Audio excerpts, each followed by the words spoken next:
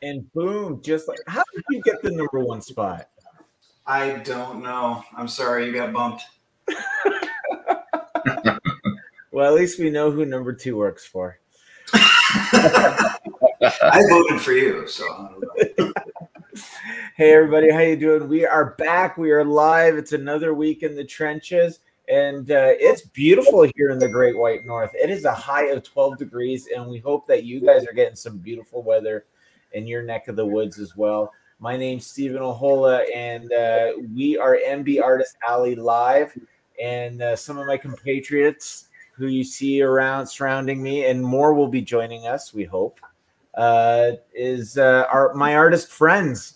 And let's start off with Mostafa Moussa, who is DC Image and IDW inker. Marvel. Don't forget Marvel. Oh yeah, we don't have enough time to go through the list of everyone you've inked. Just say Marvel and DC. That's all anybody knows. Okay, Marvel and You're DC. a comic book artist. Oh, so you work for Marvel? Yeah, that's it. I get that. I haven't worked for Disney or any animation for like 20 years, and people still are like, so what was it like to work for Disney? Well, in the 90s. Yeah, I mean, I'm sure it's the same. I'm sure nothing's changed for Disney in the last 20-something years. No, big acquisitions or anything. They still do everything by hand. Yeah, exactly right. And below, Mr. Jamie Coker, pop art specialist, and he is also the brainchild of the Villain series, which is flying off the shelves. Mr. Coker, you went to a show this weekend. I know, Mostafa, you did too. So let's throw this out to both of you. How was the shows? How was it received? How were the people? Well, I did a comic book store appearance, and actually, since the pandemic, it was my best show, my best event. It was great. That's awesome. How about you, Jamie? Yeah. Oh man, it was a mall show in Peoria, and I was nervous going into it, not really knowing what to expect, really, honestly. And man, it was insanely busy. Hand sanitizer was flying like you wouldn't believe. Masks were double and tripled. It was insane. But yeah, I mean, like the people that traveled, there was people that traveled, like one person told me they traveled like an hour and a half or something just to come see me. I mean, that was, yeah, it was like, I was flattered. I was touched. I mean, it was insane. It was a really good time. I'd see people I hadn't seen in like a year or two came out and supported me. So I just, all I can say. Oh no. What can you say, Jamie? All he can say is that he's speechless is what he can say. This is a first. Usually I'm speechless. Oh, there he is. He found his words. No, I was just saying, all I can say is I said thank you to them in person. I'll say thank you again now. I was so surprised and so flattered and touched, and whatever other superlatives or descriptive words you can throw in there. It was amazing. It was a great time. Great show. Chris Collier is back with us. Welcome back, Chris. It's good to see you again. He said I traveled to another browser tab to see you guys. Does that count? Chris, as long as I can see your comments, I don't care where you watch us, buddy. Ask some questions. And once again, ladies and gentlemen, the way this works is you engage with us, the better the show. And we're on YouTube, we're on Facebook, and we're also on the Collector's Toy Shop. Chris Collier says, I received my print in the mail yesterday, and they are fantastic. That's awesome, Chris. We're glad you received it, got it, and you're happy. Do us a favor, we are promoting, do an unboxing video and send it to us, and we'll put it up. And the newest thing we're encouraging everybody to do is Google reviews. Apparently that's the biggest thing people around here are pushing me to get. So if you can do any one of those things, we appreciate it. So yeah, guys, ask questions. It starts with 3, but we can grow up to 9. And I'm sure we'll have artists popping in and out during our 2 hours. Hey, there's one. Timing is everything. Hello. Hey. Francine Hi, Delgado. guys. Hey, Barbie art director in the house. How's it You going, Miss are Delgado? so bad. It has been a very crazy first couple of weeks. It's a lot of work. I'm enjoying a lot. I have an amazing team. That's what it's all about. We were just talking about Jaime and Mostafa actually did shows this weekend, and they said that the turnouts were very, very positive. Before we get into more feedback, my prediction as the shows start rolling out: top cosplay costume, Bubble Boy. Marking that down right now. Anyways, Mostafa, we had a guest. You had a guest with you at the comic shop, and she actually asked us some questions. How did she do? Oh no, as far as I know, I mean, we talked about it. Like it was a great show for us, even if it wasn't, a full, Comic-Con event. There were a lot of comic fans out there. They wanted original art. They wanted, commissions. They wanted prints. It was nice to see. And Jaime was talking about how people we hadn't seen in a year or two, like there were a few people that showed up that I hadn't seen in a while. And, even if they were in the masks and you can't tell who they are at first, you're like, oh, hey, I know that. I know those eyes, and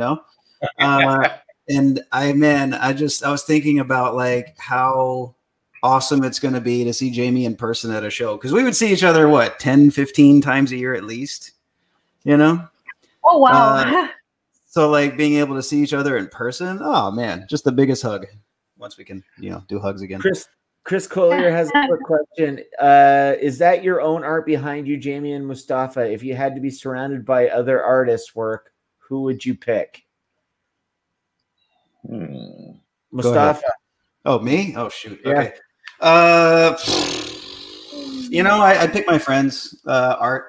The only reason I have this art, I'm not like some vain guy. I just want to show off like how good this stuff looks that you guys make. I mean, this thing looks so much better in person. Trust me, it's awesome. And I would have my friends' art. Yeah. Jaime. I agree with Mustafa. The prints that MBartist does are amazing. That's good. Sorry, Jaime. Jaime. no, it's all right. I used to have some artwork up from some of the people who influenced me, like Kevin McGuire, like a lot of his Justice League stuff. Downstairs in my drawing den, I have like Jim Lee. I have, I think it's just Greg Horn. There's, there's a few different ones, but yeah, I'd probably put up like a bunch of people who influenced me. Probably too many to name, if I'm being honest. Well, I know for a fact that Francine, you have quite the collection at your home, don't you? That you get from other artists. Yeah, I feel very proud about my little collection. I probably will collect more stuff from you guys when I meet you in person. So it's just a warning. But so far, I don't have too many walls in this apartment. But in my old apartment, it was all covered with different art from my friends and artists that I met in conventions. Like the one over there is a very big painting over there that I brought from Costa Rica from a friend back home. And it's a beautiful acrylic piece. And I have like Andrew Robinson, Phil Noto, Juan Hogarmillo. So I have a bunch of artists a bunch of art from artists that I met over the time. I have friends from Costa Rica, John Teams, Dan Mora, that are doing great comics, and I'm so glad to have art from all of them. That's awesome. And Chris, thanks for the question, and that gives you a entry into today's giveaway. Now, before we get too deep, there's another question here from Tyler. Tyler, we're going to get to your question in a second, but we got some house cleaning to get to. Guys, we're doing something a little bit different. If you see below, we've got a promo code. So for today's featured art prints, if you go to MBartist.com and you put in this promo code, you get free shipping with today's art prints. Okay, so that's if you want to get the fine arts, which I'm going to show off here, or the platinums or the canvases, whatever you get, how many you get of today's featured art prints, free shipping. So that's what we're going to give a go. All right, so let's walk through it. I don't know if Eric's got anything pretty. Oh, look at that. He's on the ball. And I'll throw him up here. So first off, we've got Bob McLeod's The Incredible Hulk Spidey Scramble. Oh, boy. Yeah, that's pretty cool. We've got Chad. I got to get, where's my camera? I got Chad Harden's Temerity Edith. Gorgeous. You need to take them out from the sleeve because there is so much glare, I think. Yeah, we've got number 3, Francine Delgado. We've got your next gen champions. What's the story on this piece? Oh, basically, I really like that one because I was doing this little mini series that consists of 3 of the younger version of superheroes that I really felt attached with, and I think Champions was one of the ones that I want to do the most because these are like characters that are not white characters. We have like Miss Marvel. We also have Nova, and we have Spider-Man Mike Morales, and all of them has like a non-white descendant line, and I really like that. See diversity in comics, so it's something that I really wanted to do. One of the things I love about this piece is that usually in superheroes, it's either brooding or action oriented. This is just a nice, quiet character moment, and it really shows a friendship. And also, from a design sense, I love the triangle aspect between the 3 characters. It gives them all equal footing. Very cool. All right. Next, Mr. Coker, the one that started the hype train. Cobra Commander, what's the story, sir? Oh, man. Excuse me. Well, you know, I'm a huge G.I. Joe fan. Unapologetically. I'll put Cobra Commander up against any other bad guy anywhere. I mean, he's got the voice, his demeanor. He's completely inept. Gotta love him. He trusts all the Starscream. I know. Yeah. He trusts all the wrong people. All the wrong people. Destro tries to undermine him, everything else. But I've always liked the dude for some reason. And I definitely rank him among my top baddies. And I just wanted to, you know, I figured Cobra Commander must get extremely frustrated losing all the time. Always on the cusp of victory, always slipping right through his fingers. And so I just was thinking, you know, hey, if he's going to take it out on someone or something, why not take it out on a Duke figure?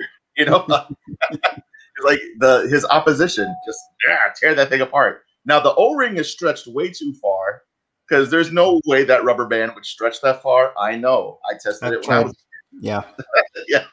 But I just like, you know, just go to a comical length and just let it fly. And I love what it turned out to be. Everyone who's gotten this so far that I've gotten unboxings always comment on the O-ring.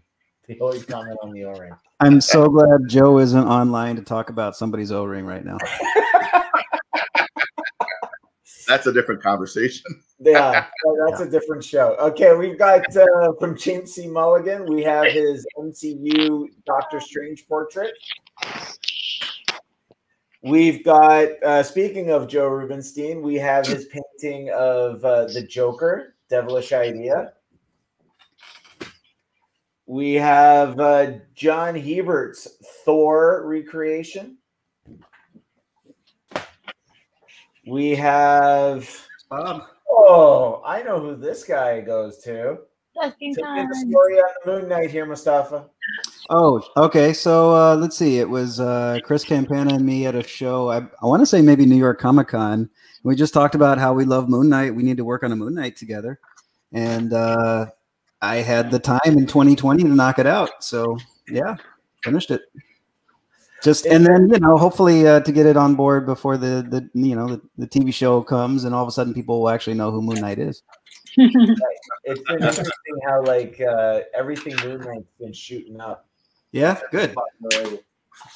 And also finally, some Ahola guy did this Beauty and the Beast piece. So those are our featured art prints. Go to MBartist.com, and we've actually got it right on the first level there. Right underneath the rotating banner, you'll see it right on the first level. You click any of those, and you can do it anytime before March 16th. and you'll get free shipping on all of those. All right.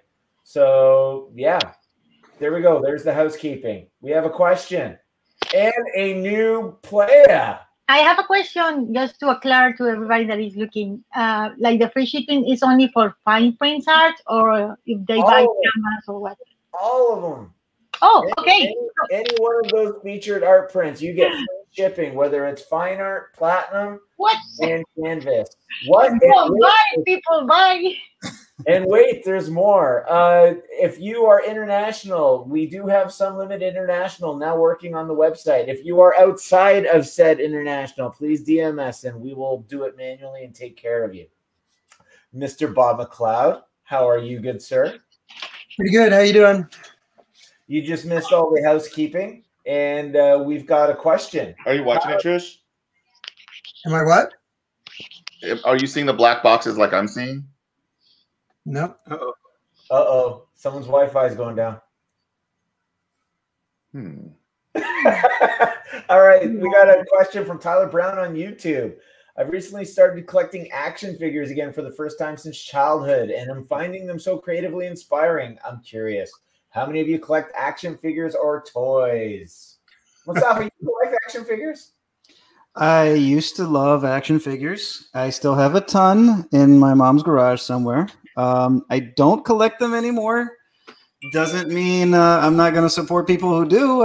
It's, you know, sometimes they'll get like those really amazing action figures and they'll put my artwork behind it just to have on as a display.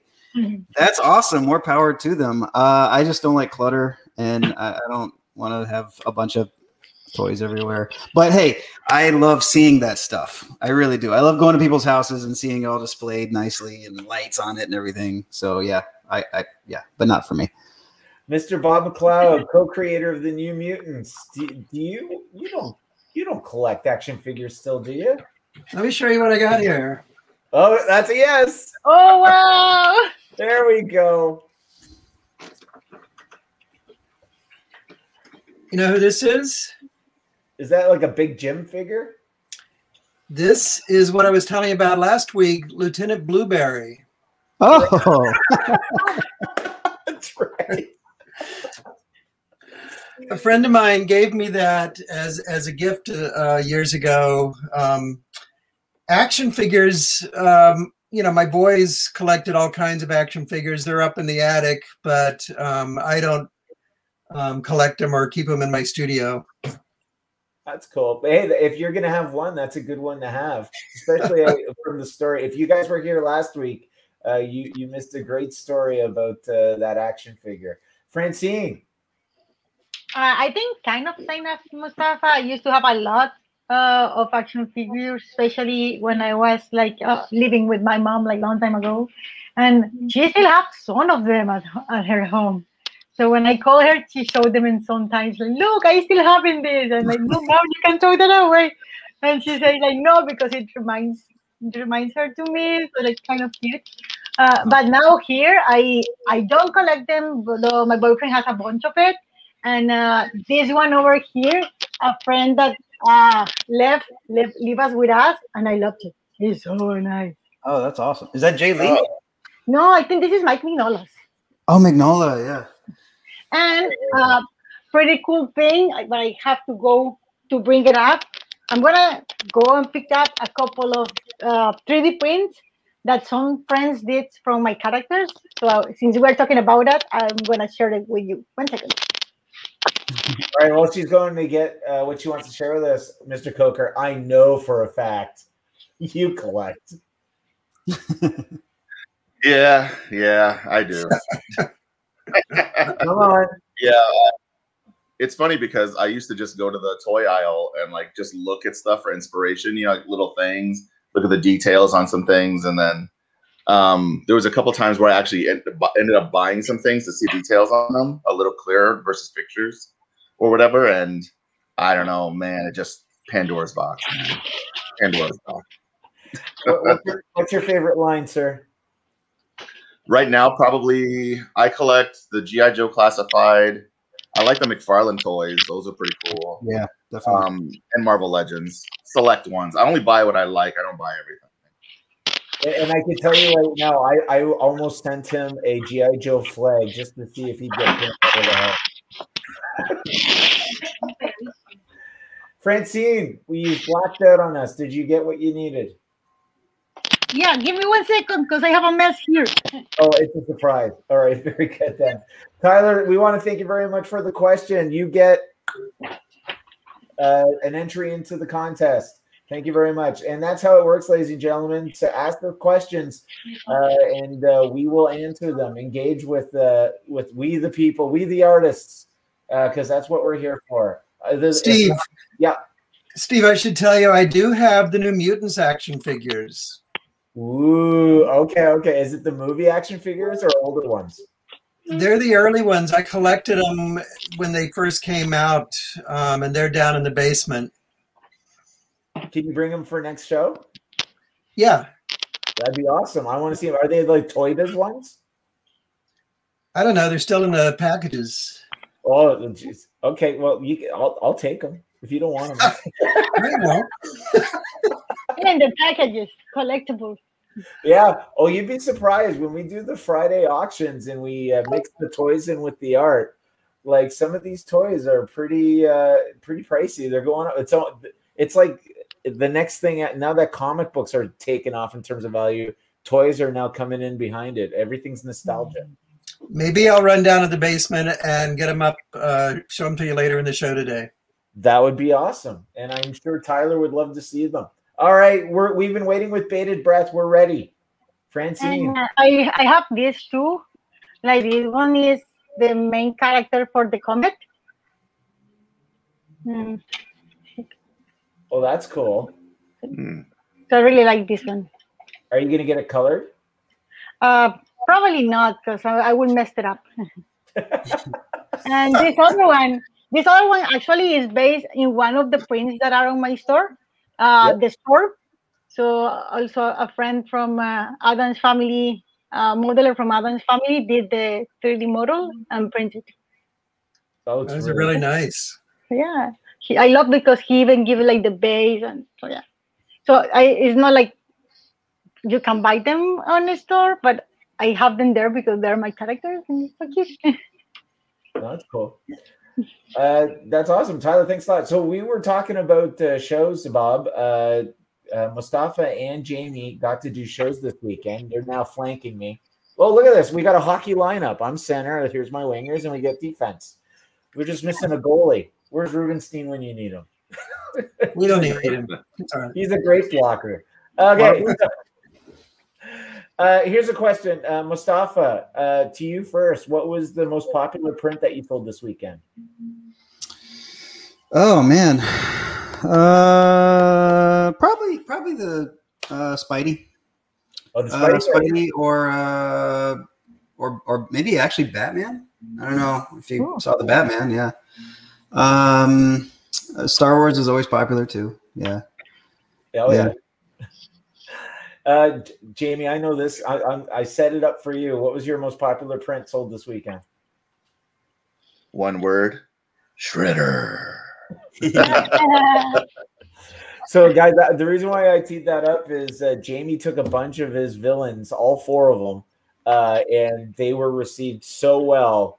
Jaime, why don't you tell them how was the experience with the villains lineup?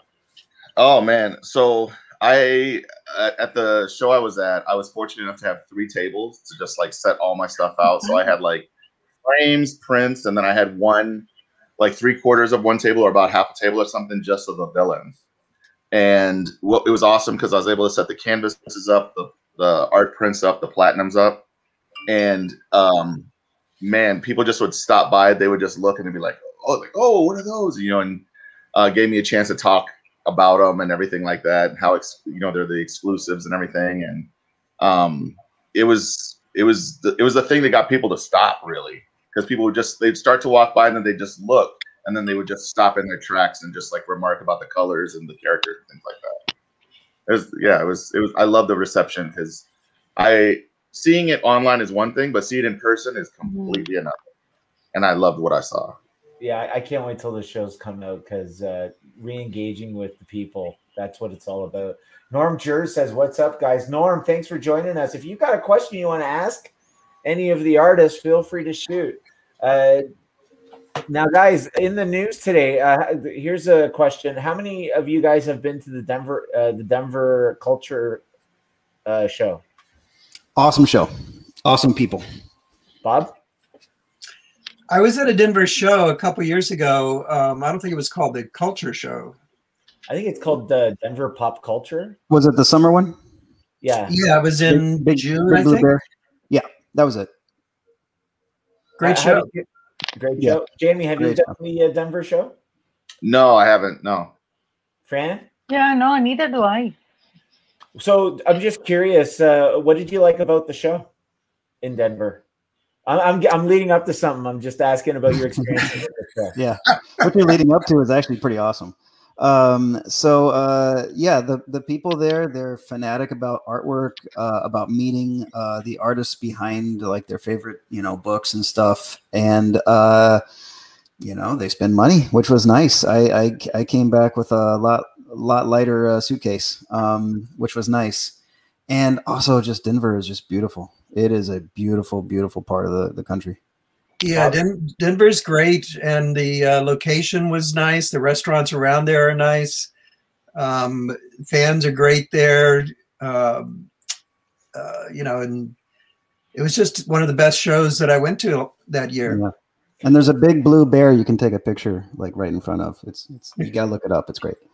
Well, let's hope the big blue bear is still there, because it just dropped today that the Denver show is joining the Fan Expo family, and it's going to be added. So now they have 8 go-to A shows, and we're going to be added to that list. So it's very exciting, and I just sent an email of congratulations to Drew, George, and the guys, and said keep on growing. So great news for Fan Expo, and I just know that they'll make it even bigger and better than what it already is. So that's good to hear.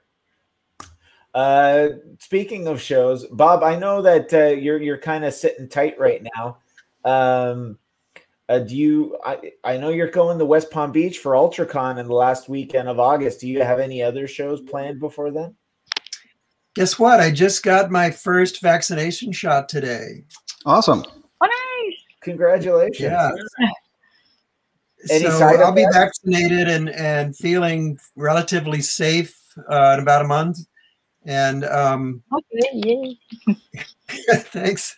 I just heard from Heroescon. They're trying to decide whether they're going to do their show in June or delay it till the fall or skip till next year. There's a possibility I'll go there. Probably another show that I'm forgetting about at some point. Heroescon is great too. Yeah, that's a great show. That's the one out of Charlotte, right? It's focused on the artists. I like that a lot. It's all about comics and the comic artist, and it's a great show. Yeah. Yeah. Archie Asner says, Mustafa, I'm happy to take those action figures from you if you want to donate them. I use them as decoration pieces for toys for tots every year and give it to kids afterwards. Oh. I collected over 500 toys this year with a college I work at and Collectors Toy Shop Auctioneers. I will be part of UltraCon. I will see you there. Awesome, Archie. Thanks for the information. That is very nice. It's a good cause. So every year I can tell you that Irving, who is the admin for the Collectors Toy Shop, they do a big toy drive. And I know that Archie helps out a lot with that. So it's a great cause, Archie. And absolutely, if we're all going to be coming down to UltraCon the last weekend of August, and maybe we'll bring some stuff down. Norm's got I might have a bin full of action figures I could donate too. There we go. Just not the ones you're going to show us shortly. Not the mutants. And especially, did they do a Danny Moonstar one? Yeah. Of course, Steven, of course. Bob's nightmare is to be surrounded by Danny Moonstar. Wait. Why? What's the deal with Danny Moonstar? Oh, Steve's giving me a hard time because I've just gotten a little tired of drawing her. She's the most requested sketch from me. I've drawn her maybe 5,000 times. Whoa. You know, so ready to draw somebody else. Was that after the movie, or she has always been the most requested one from the new before and after? Okay. It's always been popular, yeah. Norm Jers has a question. When you're creating, is the story playing out in your head? Bob. Yeah, sure. You have to have the story going on to come up with the good pictures. Thinking about how you're going to pose everybody and what they're going to be doing next and what's important in the story. Sure. Mostafa. Well, I think, like I said before on here, when I'm working on a page, I kind of know exactly what it's supposed to look like in my head, and it's just about my hand getting as close as possible to what's in my head. So, yeah, absolutely. Jamie. I typically get fixated on an image first in my head, and then from there the story kind of works itself out as to like what happened before and what happened afterwards. And like I know for a story.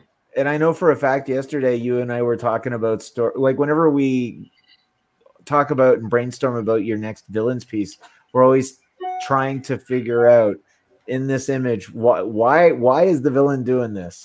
And the conversation we had yesterday was an interesting one. So everybody, just to let you know, we've started deep diving into our Star Wars Series 5, which will be coming out for pre-order the first week of April and going to be shipping out.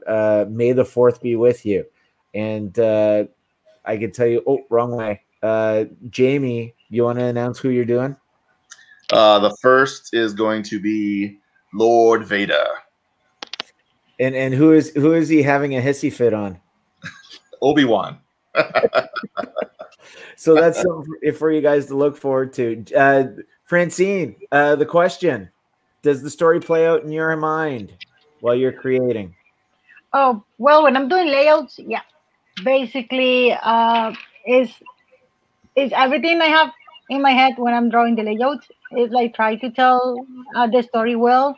So first and furthermore, be a storyteller, and then make the draws look pretty. But first of all, storytelling. So when I'm just like, once I have all the layouts, when I'm doing the pages, I'm just trying to stick to whatever I put in the layout and try not to change it a lot because I actually take a lot of time doing layouts. So Norm, that was a great question. Thank you. You get a entry into the contest at the end of the show. So we've got some. Oh, I guess Jamie says he's going to go out on top there. Bob, Star Wars. So I know I walked through. You already have a plethora of Star Wars in your back pocket, and it was a real joy just digging through your archives, pulling out some stuff for Series 5. Is there any one of the ones that we selected that brings out a story in your mind? Well, I am working on that one that you wanted me to try to do something with. And I think that's going to be pretty cool. Do you want to, should we share it? It's early stages. You really want me to share it at this point? Well, why don't we just tell the story? So, guys, oh, Jamie, you're back. Yeah, sorry. Technical. Something I said. So, guys, as we talked about before, Bob's got a heavy influence from Mad Magazine.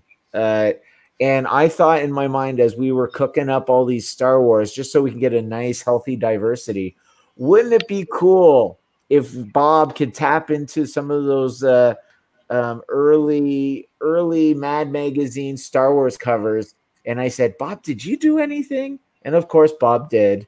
And he pulled out a piece of it. That was an interpage piece, right? A spread? Yeah, it was like a 5-page story, and that's like the splash page of this story. And it's really cool, guys. And all I can tell you, and I'm just gonna hype it up. I saw it, and it's an establishing shot but within the establishing shot, there is such a splash. There's a poster there, and it just has the icon here. Like if Bob can tap into that Mad Magazine style that I know he loves, that Luke Skywalker getting into a fight with. There's a snowman. There's some kids. There's a Wampa. And they're all like throwing snowballs, and he's fighting them all off with his laser sword. So the funny thing I loved about this piece is that laser sword. Yes, it's a Mad Magazine cover. You got to say laser sword. The thing I loved about that piece, Bob, is that the immediate threat, the antagonists around Luke, have nothing to do with the Empire. Yet the Empire are like, we're coming, we're catching up. So just to call back to your story, Norm, about story, I just had that immediately play in my head, and I thought that was an awesome piece, and I'm happy that you're agreeable to modernize it, I guess. Well, we'll see what I can do with it. Well, I guess I hyped it up. I always like to let Bob, if you could do something, if you do it, it's great. If you don't, that's fine. And I think I just created an expectation, didn't I? Yeah. Sorry, man. Yeah, maybe I won't do it, Steve. I know some of the guys watching it are like, no. Steven, what you just did. I know. I got all excited hyping it up. But to get equally excited, Mustafa showed me a very cool incomplete. It's a rough right now. Armando piece, which was I figured I might as well jump on the Mando and Baby Yoda train. Yeah, about a year late, but still. Well, it'll be here just in time for season 3. Well, again, when I have shows coming up and stuff, then I'm like, I got to debut it for the show. But if there's no shows, hey, there he is. There's John. John! Ladies and gentlemen, John Hebert has joined us, Punisher and X-Men artist. How you doing, sir? A lot better last week. How's everybody doing? We're all telling tales as we usually do. Mustafa was just talking to us about we are getting teed up the Series 5 Star Wars theme, which will be ready for pre-order first week of April, and shipping May the 4th be with you. Mustafa is jumping onto the Mando bandwagon. Yeah. Well, it's been in the works for a while now, but now it's finally like, hey, you know what? Now there's an event. There's May the 4th, so I need to knock this out.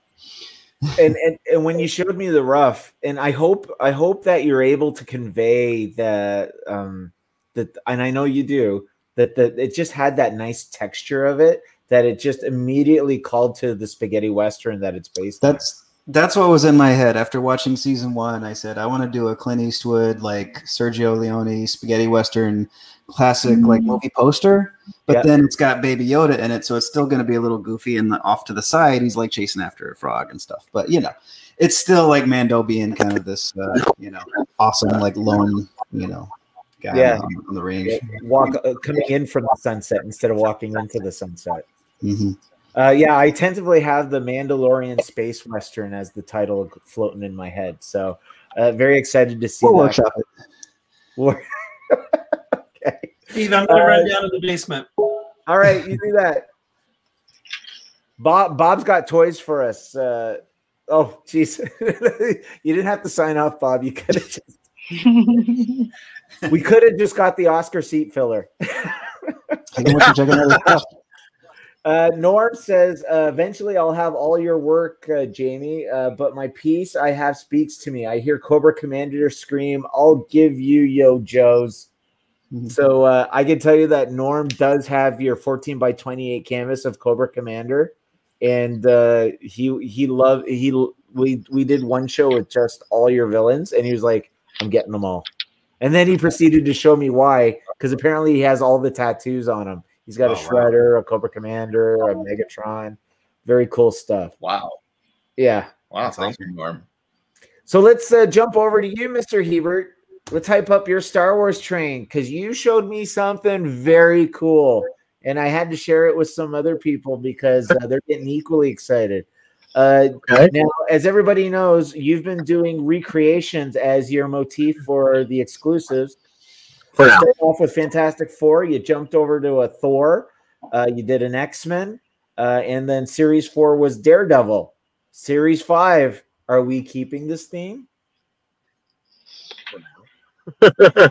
I'd like to branch out and do some of my own original stuff again. It seems like I have been kind of stuck in the redo mode, although that seems popular. But yeah, the Star Wars thing is it's pretty cool. I'm having a lot of fun doing it. I haven't done any Star Wars drawings in 20 years. So it's I used to be the biggest Star Wars geek in my high school and whatnot. So it's kind of cool to be back in there and have my hand back in it. And so what I'm doing is a recreation of the cover of Marvel's Star Wars 1. And it looks it looks awesome. It looks awesome. It's in the rough stage right now, but I love how you've I don't know if you have it handy there, but you've absolutely nailed Harrison Ford. Yeah, I don't have it with me. I left it down in the studio. I wanted to kind of keep it under wraps until it's at least 3/4 penciled. It should be done by the end of the weekend, and then I'll be able to unveil the pencils next week on this very show right here next week. I did get Harrison's. Oh yeah, I got free parking tickets at the door. I got Harrison's features down pretty well. I think I got Hamill okay. Now I'm working on Alec Guinness, but it's I'm the world's biggest Chaykin fan, but that cover always kind of turned me off when it came out. I was like, wow, it doesn't really. I remember when the book came out, Marvel had it. It came out before the movie, and I was like, I don't know. And I bungled into the movie and went, wow, this is great. Now I got to buy that book. And it was a different style. It was Howie's style. It didn't, until they put a different anchor on it, it just looked like a quickly done Chaykin book. And I love Howie, and he was like a space opera guy, but it didn't quite click. And then when Leah Loa started inking it, it started to really look like the characters and whatnot. And I'm a stickler for when you do an adaptation of something, they should look like the actors. The characters should look like the actors. That's why I love the Ordway Batman movie adaptation, because it looks like the actors, but yet he corrected what's like lacking in Keaton's anatomy and stuff. So yeah, I got Harrison's face down, and I'm a huge Han Solo fan, so it felt pretty cool. And I'm going to make a couple little tweaks there so that there's going to be Easter eggs in the cover. Let me put it that way. There will be Easter eggs. That's awesome. Norm, I wanted to say that he loves not just Jamie, but all of the artists' work. You guys are fantastic, and he's ready for you guys to bring MBartist to Arkansas. Well, I'll tell you what, Norm, if you tell us what's the big show, you guys, what's the big show in Arkansas? Honestly, I don't know about a big show, but comic stores are kind of what to do in the meantime. And just having like a comic store appearance would be good. I actually have a lot of friends in Arkansas. Arkansas is not too far away from Dallas, where I'll be again this weekend. And I would love to go to Arkansas. Yeah. There you go, Norm. You might not be too far away. You could go visit Mostafa. Sure. Yeah. So before we jump over to Francine to talk about her Star Wars, we are doing featured arts, and this is yours, sir. Your Thor. He's very Thor. What's the story on this piece? When the COVID hit, I did that about a year ago. I just, I was remoting from home or having to sit out from work 2 weeks at a time and then work a week. And I just wanted to get back into drawing again. And I had seen a lot of people doing cover recreations. So I just started tinkering with a couple just to keep busy and keep my skills up. And that was one I always liked. I wanted to do a Thor that was one of these with, the old Kirby style with the big guys just destroying stuff, because that was the best. I liked those Thor books when he was on Earth, not so much the galactic stuff, because he was just lost in the majesty of it. But when it's Thor on Earth and they're breaking a whole lot of crap, oh yeah, I'm in. So I was like, well, I gotta find a cover to Thor and Hercules duking it out in the city. There it is, and I did it, and that's the story. And it was a lot of fun to draw. And Sandra did a great job coloring it too. Wonderful. So there was very. Oh, I'm sorry. No, that's okay. This is available on MBartist.com. Free shipping, guys. So just go there while you're watching us and load up your cart and take full advantage of free shipping. That's one of the pieces available. That's So a cool cover. Oh, it's a cool cover. It's a cool cover. And he's not lying. When he had that downtime, he was very prolific. There's like 4 or 5 we haven't even gotten to that we're gonna have to tee up down the pipe at some point. And like he did a Spider-Man, he's got a Batman, a couple more X-Men. What others did you do during that time? The Daredevil came out. Daredevil and Cap. God, what else? There was a couple X-Men, like you said. There's another Batman that I got involved in other things, and that's 9/10 of the way penciled. Reimagination of an Ernie Chan Batman cover from the doldrums of Batman days, but I love that stuff. As Steve said, that's the most drawing I've done in one isolated period in years. I mean, it was just the weather was crummy and nothing was going on and everything was closed. So, hey, put on, a Jim Cornette podcast and sit down at the drawing board. And that's what I've been doing. Yeah. And I can't say it didn't take too long for that rest to fall off because they are awesome. Like, seriously, guys, if you are interested in original art, like we've got original art from all of our artists here, but check out the line work we've got here on this Fantastic Four. Like, the one thing I do love about your line work, specifically, John, is the detail, like the level of details. Like, look at that thing. Like the line work on the rock is just phenomenal. Like, when you see a lot of artists, you could tell when they actually put attention to detail because they'll get lazy on the rock. And you actually did a fantastic job. I love your line work, sir. I just wish that the old editors would hear this, because the way I was treated. But remember that cover. Remember that cover because that was, of course, based on a shot from Empire Strikes Back, the original, when John Byrne did it. I mean, it's totally a Millennium Falcon cockpit shot. So just putting a bug in your ear, fans out there, if there are any. Next year, May the 4th be with you. There may be something involving that in a different way. We'll see. Planting seeds, sir. Planting seeds. And we're going to go up to Francine Delgado. So we've gone around the horn talking about what everybody's doing for Star Wars. And you and I had a conversation of what is Francine going to do? Yes, exactly. Well, I was talking with Steven about possible ideas. And as always, when I was talking with him, I just showed him a couple of layouts because, as I mentioned earlier, I always think like on layouts. And but doesn't matter the different proposals. What they had in common is that I was thinking of do like the woman side of the Star Wars, so like the female Star Wars. It'll be like the just Jedi's or even good guys and bad guys. But I wanted to have like a movie poster, but with only female cast.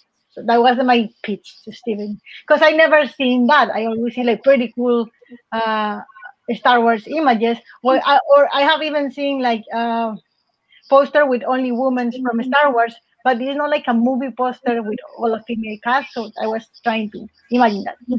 So Francine and I were exploring some Drew Struzan work in terms of how to layer in multiple characters and keep a composition without losing the overall making it too busy, too cluttered.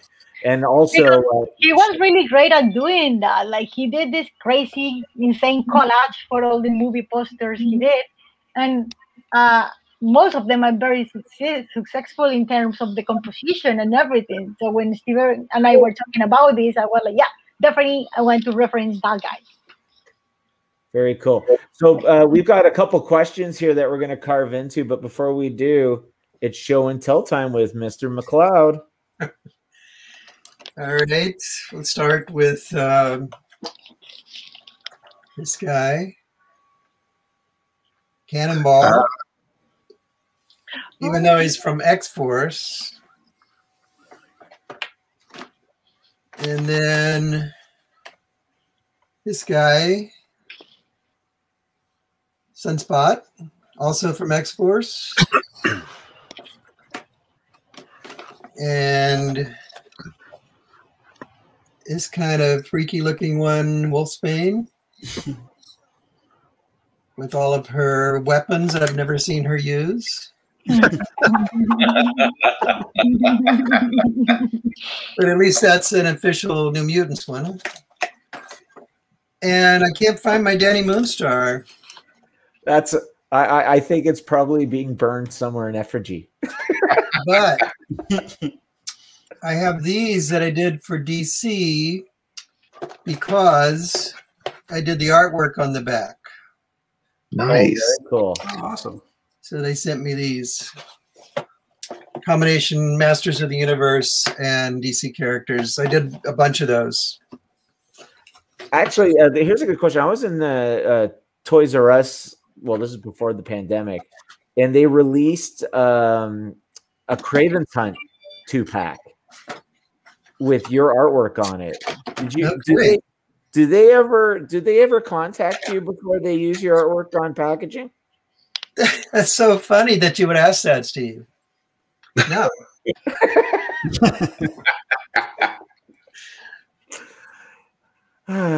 Okay. That's so funny. Well, here's another question to ask you, Bob. The X-Force packaging. Do you know the reason why they changed it from the New Mutants to X-Force? Is there any specific reason they did that? Yes, there is. Would you like to share it? There was a certain artist that came on the book and said, well, why are we giving all these royalties to Chris Claremont and Bob McLeod? Let's change this title so that I can get the royalties. I wonder who that might have been. Ooh. Just some random artist. Did you feel Rob? Sure. Yeah. What's his name, Rob? I see what you did there. Snare drum. Fran, did you remember the snare They're drum? wonderful.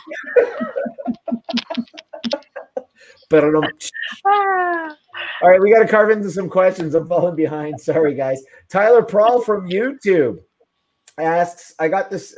He comments, I got to see the Star Wars models at the San Francisco Art Museum.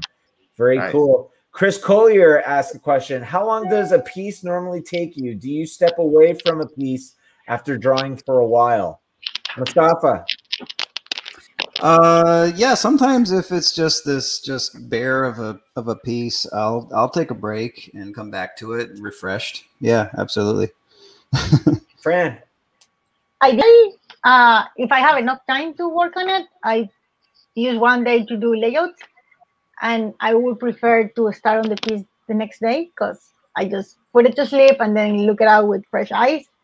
But if you're in a crunch time and you need to have it in one day, so you gotta do what you gotta do. Jamie. I try to rotate between pieces when possible, just to kind of like keep the mind sharp, I guess. I don't know, whatever excuse you want to use.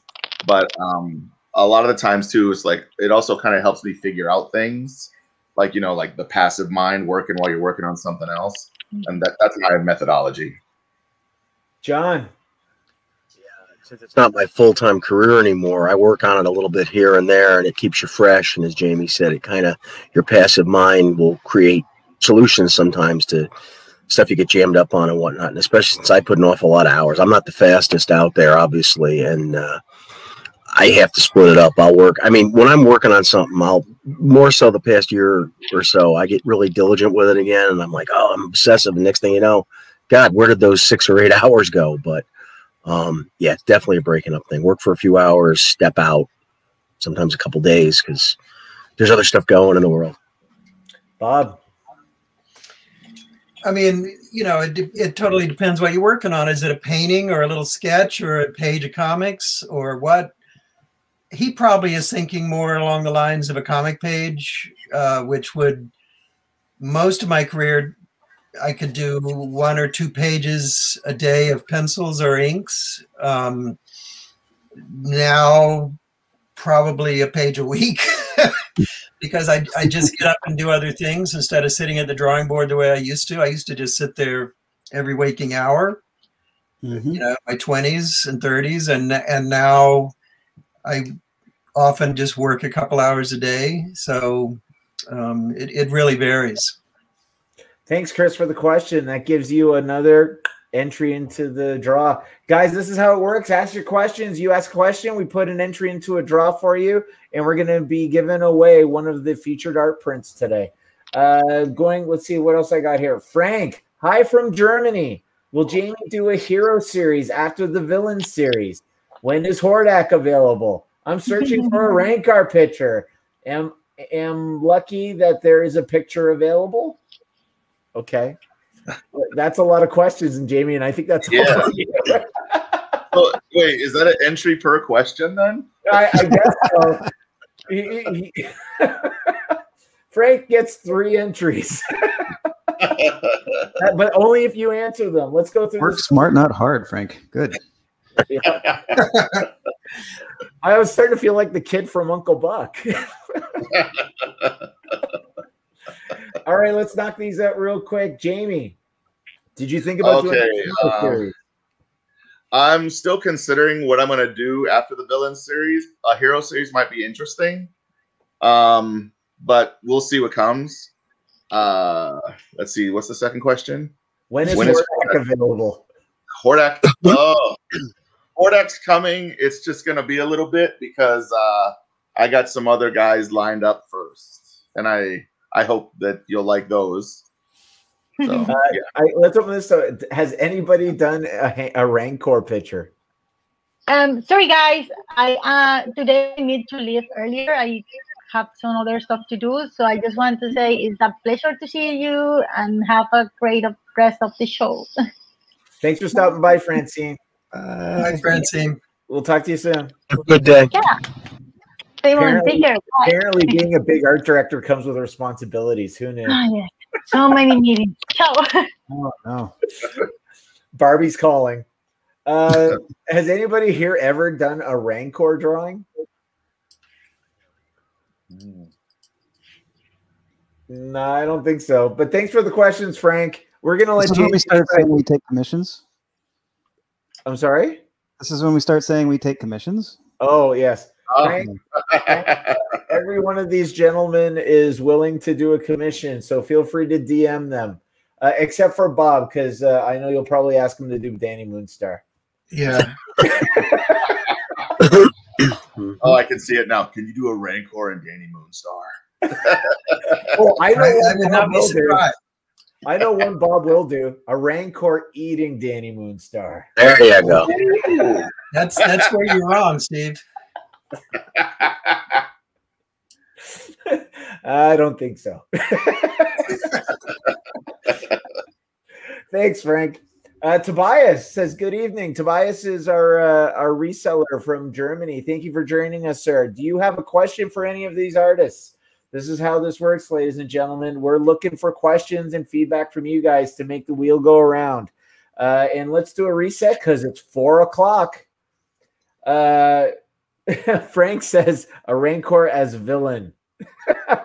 So we're gonna go. Let's go through the featured prints.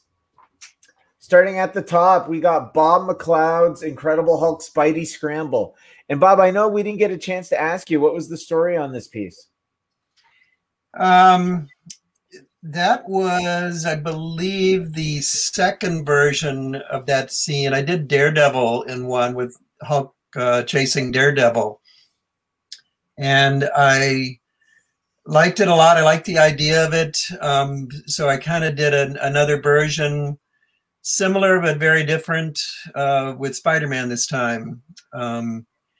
It was not a commission. It was just something I did to possibly sell at a convention, and then I decided I liked it, so I just hung on to it.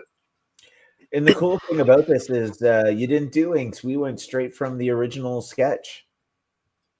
Well, I didn't ink it. Yeah, I just colored. I just did the pencils, and then decided to make a print of it. So then I just colored the pencils. What's the thing that you like?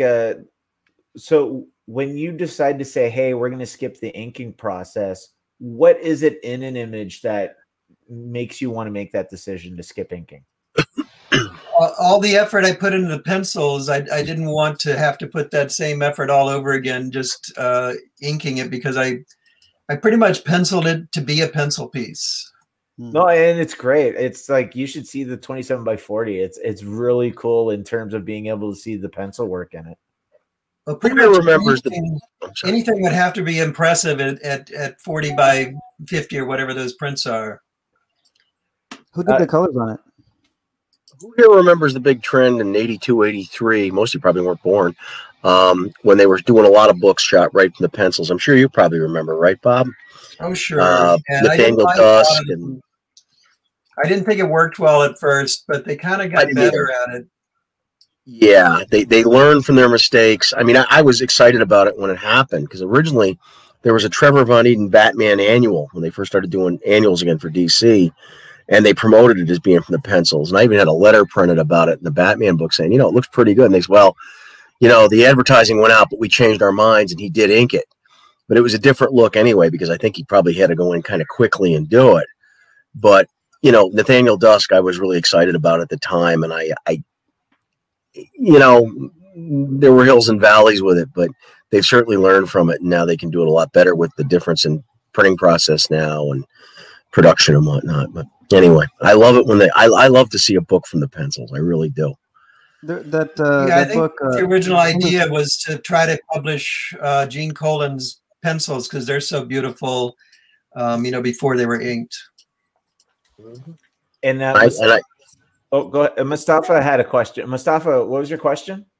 Oh, yeah. Shoot, I was going to ask who the colors was on that Hulk Spider-Man piece. Do you remember, Bob? It was oh God, what's the guy's name? Canadian colorist, remember? From Winnipeg. Pardon? Laverne. Yeah, Laverne. Oh, Laverne Kaczynski. Yes. Yeah. Yeah, but then he did a pass at it that I didn't like, and so I kind of worked with him to get it more to my liking. Yeah, Bob. His was kind of brightly colored and didn't fit the rainy night atmosphere that I was looking for. So I tried to make it a lot, you know, moodier. I'd love to see the pencils on that. Like it looks great from the thumbnail here. You asked Steve, don't you have the pencils there? I don't. Not handy. Do you have it on your desktop? Yeah, I can find them. Give me a minute. Okay, well, while you're doing that, we're going to run through the list. Beside Bob's Spidey Scramble, we've got Chad Harden's Temerity Edith. And then we have Francine Delgado's Champions Next Gen Heroes. And then underneath the Hulk, we've got we've got a surprise guest. Mr. Joe Rubenstein, inking legend. Your Spidey sense must have been tingling that Bob was on with us. Okay, is he gone? Hi, Joe. Hello. Underneath Hulk, we've got villain Cobra Commander, and then we have John Hebert's Thor reimagination, and then we have James C. Mulligan's MCU portrait of Doctor Strange. And your timing is impeccable, sir, because we have your Joker devilish idea. What's the story on this image? It's the Joker. Well said. You know, the hardest part about these paintings is covering those little numbers. Oh, my God. So, you know. So how many numbers did you recognize on this one? I only went through 4th grade, so I get confused after 7. Those little tubes. You know, I actually bought an oil painting kit with little numbers when I was a kid, and the oil stank so bad I didn't do oils again for another 15 years. So. Similar story. I have allergies, so yeah, oil scared me off too. Well, I'm doing that. But, you know, all right, so we've got the Joker by Joe Rubenstein. We've got Mustafa Moussa's Moon Knight. Thank you. Moon Knight. And then finally, we have a Beauty and the Beast. So these are our featured images for this week, ladies and gentlemen. If you go to MBartist.com, select any of these, whether it's fine art, platinum, or canvas, you can load up your cart, and you will get free shipping when you put in the promo code free shipping, and it'll be available until March 16th. All right. Hey, Steven.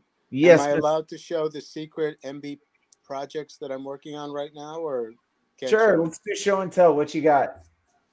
My reimagining of my Wolverine #1. Oh, very cool. And that's a movie poster. Yeah, I know. Yeah, it's like a promo piece. It's not really a cover. Well, and then my Shayna with the redrawn lion head, Bob.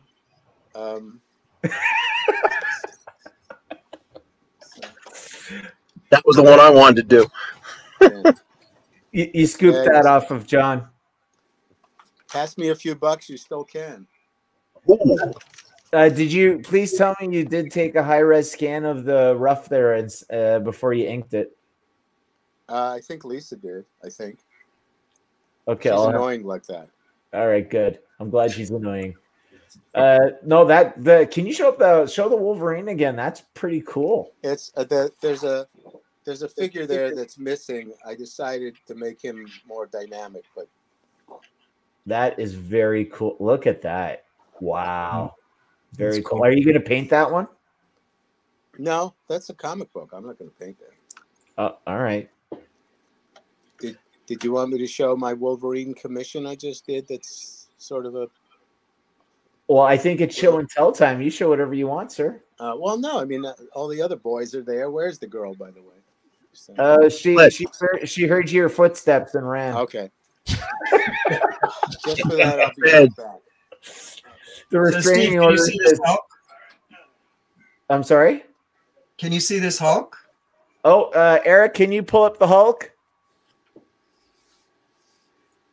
Eric is going to pull it up. Did you share it? Yeah. Oh, you got to share it, Bob. I did. Hello, I'm back. He's back. He says he doesn't see it. Okay. There should be an option there to share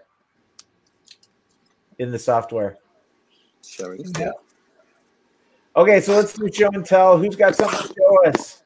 Just a bunch of commissions this week. It's like okay, show Bob's. Spawn. I can't be Spawn. The anatomy's right. Yeah, I'm sorry. Isn't that a McFarlane prerequisite? Oh, that's cool. A moody Wolverine. Has he ever smiled? Baron Blood going to the dentist. Baron Blood again.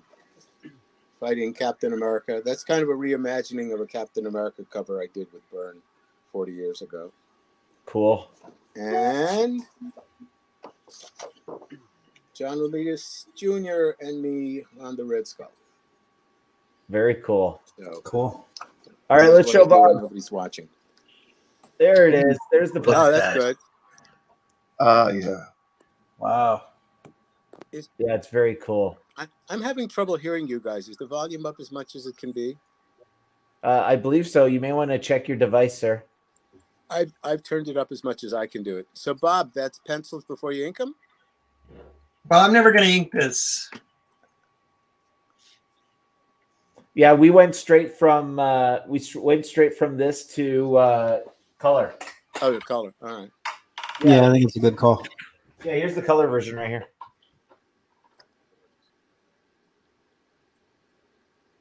Right. Okay. Who's going to win that fight? Okay. I'm thinking probably they won't actually fight. Spidey will just get away. Okay. What it was. I like the rat scurrying away. That's a nice touch. Yeah, that was. I got into doing rats during the Craven's Last Hunt. Inking all the rats in there. Oh yeah, I remember that. So you're saying you got into doing rats when you worked at Marvel Comics and had a lot of them around you? All right. Yeah, just a couple of the editors. That's what I'm saying. When I was in college, oh, never mind. Okay. Yeah, a couple of the editors. Marvel is not a sponsor. All those people are gone and dead now anyway. All right. Oh, there we go. At least their careers are. Yeah. Francine keeps forgetting the snare drum. I completely forgot what the question is. Anyways, Joe's in the house. Joe's in the house. Now that Joe's here, I'm going to take off. I'm going to work on that Star Wars thing, Steve. Absolutely, sir. I think that's going to be a great piece, and I look forward to seeing it. All right. Thanks for stopping by, Bob. All right. What am I? Good seeing you. Team McLeod? Great work. What is this? Today, the part of Bob McLeod will be played by Joe Rubenstein. I have to go get a wig. We regret to inform you that today the part of John Hebert will be played by John Hebert. Well, we had to go back to the understudy. I think it'd be funny if you and Harden just switched roles. And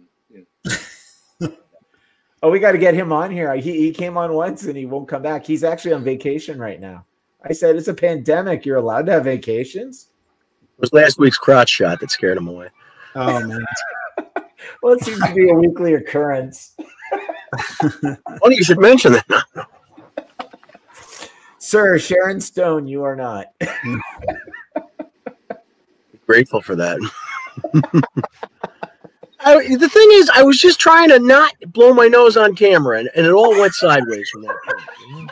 It went south. Literally. Yeah. Everybody's at home like, that's not right.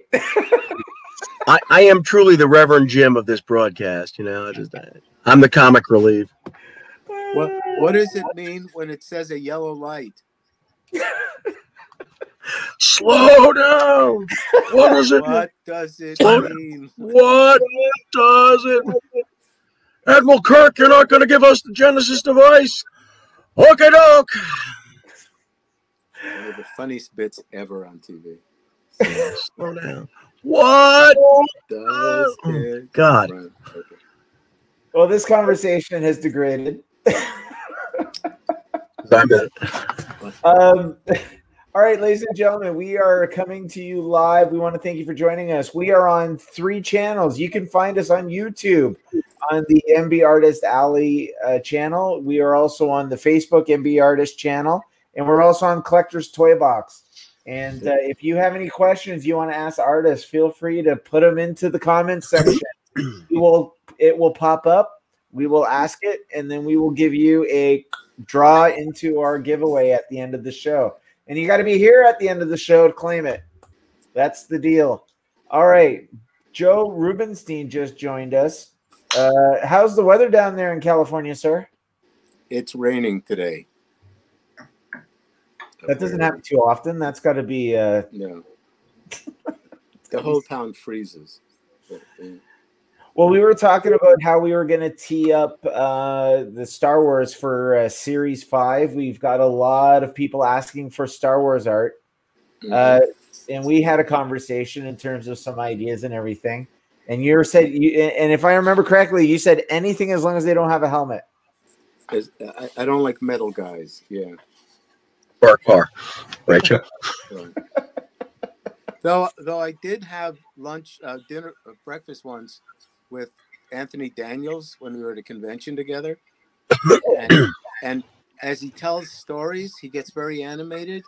And all of a sudden, the robot was there. It was great. The voice and like, was he literally doing this? Yeah. It's like, and then it was just wonderful. That voice coming out of a human being. So. Did he like go? Oh, goodness gracious me! D2.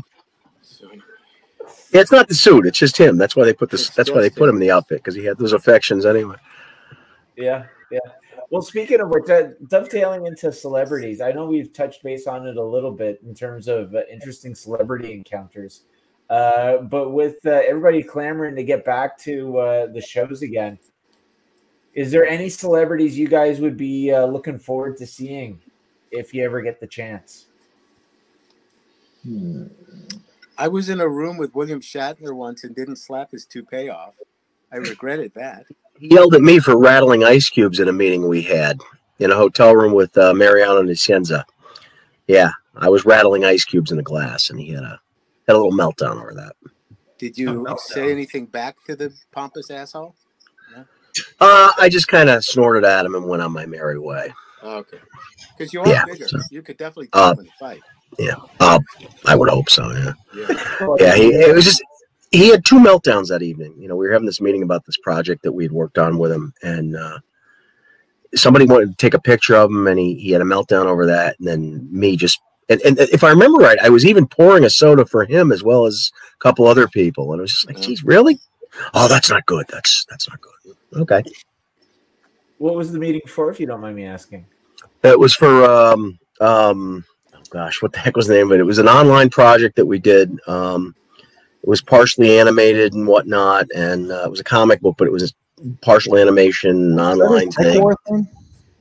No, it was the other property he owns, which now I've just drawn a complete blank. Oh, Man of War. And it was supposed to be a big thing. It was going to be my big comeback about 4 years ago, and it did nothing. But it may be coming back on paper, so we'll see. You mean it didn't happen, or nobody bought it? Nobody bought it. You know why? Because I was attached to it. It's like, oh my God, Shatner, I guess anything his name is attached to automatically gets 2 million looks, except that. So, but I mean, it was. Even though Tech Wars, I think, was written by Ron Goulart or somebody like that. Like I believe so. Every time you turned around, Shatner had a new book he had written. Somehow found the time to do it. Yeah, he's the Bob Kane of actors. Yeah. You know what they say? You can get 2 million looks, but you can't get 2 million buys.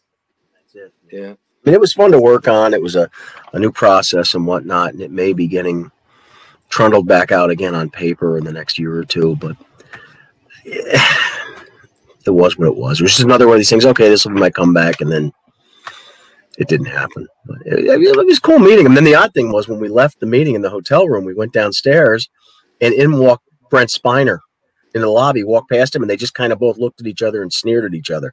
Didn't even acknowledge each other. Did they really sneer? Really? Yeah, it was like. Oh, that's funny. Because, Will Wheaton does this whole thing online about William fucking Shatner and how an awful human being he is. It's like Shatner must have like a pact with Satan. It's like how he got to live as long as he did and be as successful as he did, as bad an actor as he is. It's just amazing. It's like you and I discussed a couple times, Joe, that famous episode of Route 66 with him and Pat Hingle, and Pat Hingle playing his father. It's the Mount Rushmore of overacting. Because they're both just loud. Nobody disses Pat Hingle when I'm around. I get a kick on, but he can't. He's Pat Hingle. He's just like Shatner. Anything he's in, he's Pat Hingle. Okay. That episode of MASH, him and Henry Morgan together. I mean, oh my God, geez, I can't watch it. If that thing comes on, I change it. So it was probably and Hingle playing Shatner's father, and he was only, I think, like maybe 7 or 8 years older than him. And it's like, oh dear God. Generally speaking, the age difference between actors who play parents and children is 8 years. Except in North by Northwest, the woman who played Cary Grant's mother was 3 years younger than he was. That's great. That was on the other night too. That's Hollywood math for you. There's this wonderful movie you can find online. It's Cary Grant in Star Wars. Go look for it. It's great. He's hanging out with the gang. He's fighting Darth Vader. It's wonderful. I'm gonna have to look that up now. All right, so we know who we don't want to see. Yeah, Jamie, who do you want to see? Oh man, I'll tell you who I did see. The movie All That Jazz, which was Bob Fosse's sort of pseudo biography. There's this wonderful, sexy blonde actress, Sendell Bergman, who was also in the first Conan. Yeah. She wound up being with the same acting teacher I was with. So I went to talk to her, and she knew, became friendly during the convention. And I used to freeze frame that movie a lot. Okay. Uh-oh. I mean, a lot. Uh-oh. And then, so at the end of the convention, I go, well, nice seeing you, lovely meeting you. And she like, come here. I went, okay. and she planted one on my lips. And if I had thought 30 years earlier that lady would be making content, I was euphoric. I mean, I just couldn't believe it, you know. So I'd like to see her again. Okay. She was on Moonlighting once. Yeah, Played, absolutely. The dance sequence. David's ex-wife, yeah. Big Man on Mulberry Street. She's Donnan awesome. Directed it, choreographed it. Yeah. All right, Jamie, give me a name. Pedro Pascal. Oh yeah, that's a great run. Lamando. Didn't you used to work as his stand-in? No. Mostafa. I want to see Joe Rubenstein and William Shatner. Joe Rubenstein do what? And William Shatner. In a cage. Just right next to each other, right across from each other, staring at each other all weekend. No, we'll do a fatal four-way with Brent Spiner and John Hebert. Right. We didn't have to put it that way. You know, I was at an airport waiting room to get on a flight, and there was like 5 Star Trek people, like Frakes and Spiner, and from all the different shows. And there was the guy from Spartacus, and there was a woman from the main lady on Babylon 5, and Lex Luthor was there. And I went, oh my God, it's like all these universes have crashed into each other. It was like an episode of Doctor Who. It's like, I loved it. You get to meet these people, and they're really sort of short usually. So. Well, remember the Albany show that we had a couple of years ago, John? That's where we first met. And John was good enough to sneak me into the back where there was nobody at the show, but the catering was fantastic. What show was this? The Albany Empire show. Yeah, which was attended by about 40 people. Yeah, there were more guests than people. There was. The guy who played Flash Gordon was going up to all the vendors saying, "Do you know if people live here?" I was hanging out with Flash Gordon this past weekend. Oh, are you? Yeah. Sam Jones. Yeah. You know, he's a great nice guy. He's a nice guy. We had dinner together, and there was somebody playing piano. It was like one of those Italian pasta places. Somebody was playing piano, and they started playing like songs that I was recognizing. And a friend of mine walked over there, and I was like, "Oh, what's he doing? What's he requesting?" And he started playing Queen. Started playing Flash. Like that, and everybody just started applauding. It was great. It was fun. That's cool. We were at an airport together, and he got me into the first class lounge. So he's a very nice guy. Oh, yeah. He's great. Great guy. Oh, he was handshaking everybody up and down the aisles because he had nothing else to do. And, exactly. And the funny thing about that show is the girl that played one of the leads in Rocky Horror Picture Show, the short-haired girl. Yeah. Magenta, right? Yeah. Magenta. She basically walked out of the show on the second day. It was a 3-day show, right? Friday, Saturday, Sunday. Yeah. Halfway through Saturday, she started packing up her stuff, and the promoter went there and said no, and they did it as loud as can be, and because there was nobody there, it echoed.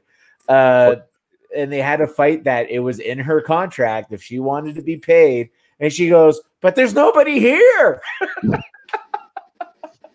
You know who was really cool at that show was the guy, I can't think of his name, but he's one of the cops from Super Troopers, one of the guys from Broken Lizard. He was Rabbit.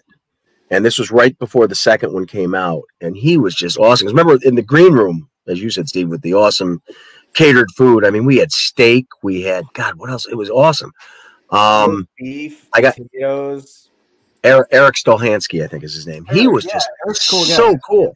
He's a cool guy. So cool. Such a friendly guy, you know. But the thing about green rooms is the movie stars get the good ones, and then the comic book people get cold sandwiches or something. It's like we didn't at that one. That was I get that, but there are other conventions where it's definitely you're a comic book person, you can't come in here. Or maybe it's just me. Well, John and I were eating dinner, and then John got up and left and went back to the table, and I was still motoring away. And then the Red Ranger comes up and says, "Can I sit here?" I'm like, "Yeah, go right ahead." And he's like, "Hi, how you doing? You might not know me, but I was on a show called Power Rangers." Like I know fully well who you are. And then all of a sudden, the guy that played one of the clerks, I forget his name, he sat beside him, and he said, "You know him, right? He's from Clerks." I'm like, "Oh yeah, I know. I'm fully aware of him." So they started talking shop. Randall. Yeah. No, it wasn't Randall. It was the other one. Ahola? Oh yeah, you're right. It was. What's it? I'm not supposed to be here today. Yeah, he was there. Dante. So he was kind of standoffish, I thought. Yeah. Well, he opened up a little bit. He was talking about how he lived on Staten Island and he got trapped. He's trapped on there and he couldn't figure out how to get out because the bridge was closed or something like that. So they're having this conversation and then they turn to me and say, "Well, what do you do?" Right.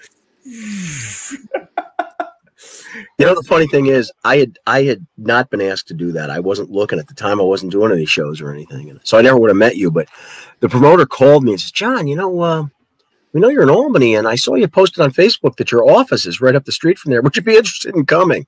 We'll give you a table and everything." All right. And I shouldn't say this, but I had the parking pass, so I could park in the state garage. So that made it even easier. But yeah. And now you're under arrest. Yeah. The best part, he has to arrest himself. The best part of that show was meeting you, my friend. That's for sure. You and I had a great time.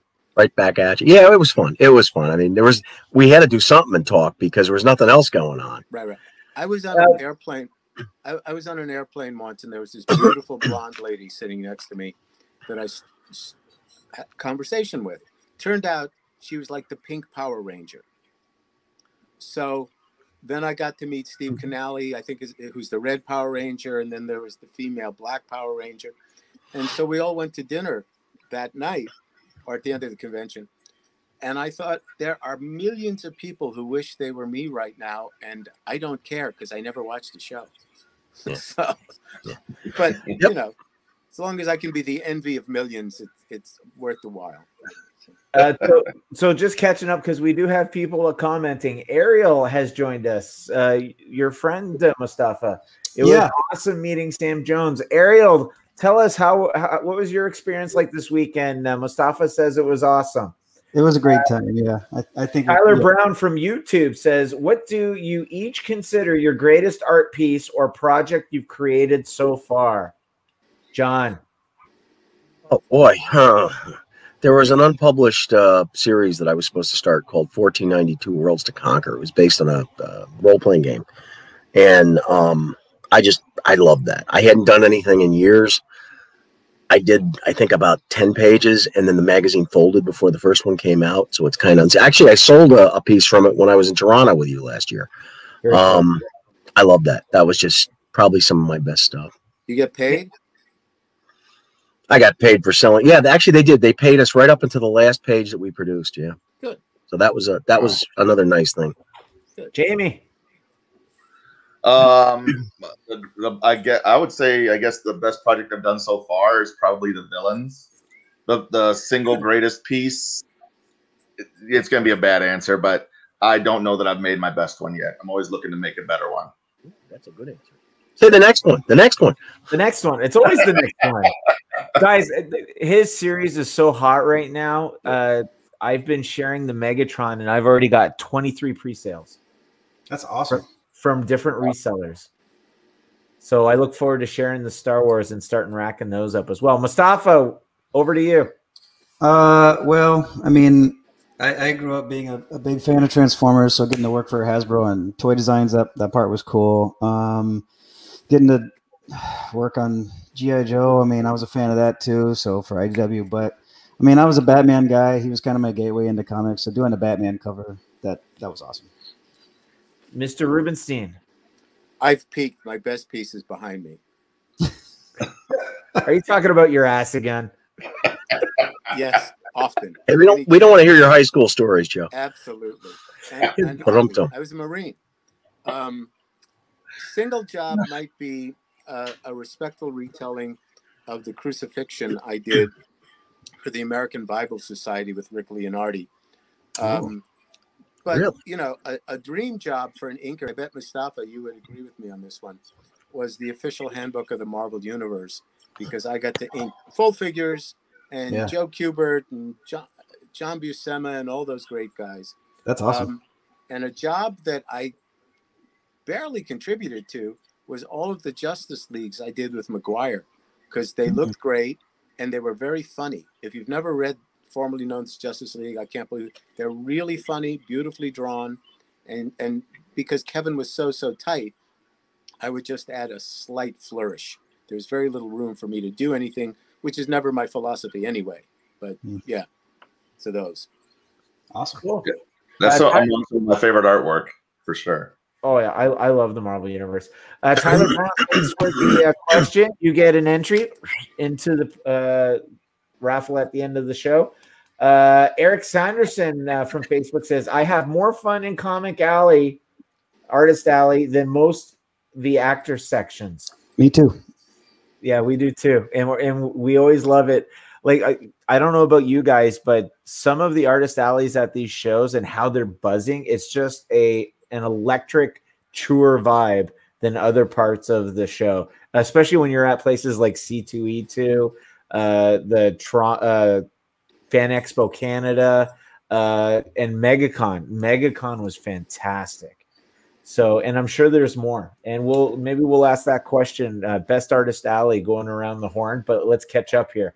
Brendan Halpin's in the house. He says, "Hey guys, I figured it out." Brendan, thanks for coming. If you got a question, drop it in, and you'll get into the raffle at the end of the show for a free prize.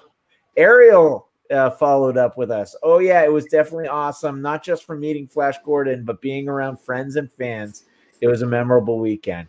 And I think that's the consensus that we got from both of our artists who was out and about this weekend, that it was nice to see the people again. Brendan responded to your comment about your favorite of the villains and your best pieces in front of you. Brendan is the one who bought your original, sir. Oh, wow. Thank you, Brendan. Yes, and he also got the number one canvas, 1 out of 100. So when I threw that first one up, he just snapped it up like that. It was a very well received piece. Tyler Brown says, thanks. Opposite end, what's the worst commission you've been asked to draw by a fan, and did you do it? I think we touched about this, but we can do it one more time for Tyler. I know you've got one, Mostafa. Oh, well, I mean, I could use that answer. I was trying to think of something different, but yeah, the zebra pooping a rainbow. Sure. Yeah, nothing beats that. Yeah. That sells. Yeah, and when I made little index cards, I would sell out. However many I'd print, I'd sell out. Yeah. Jamie.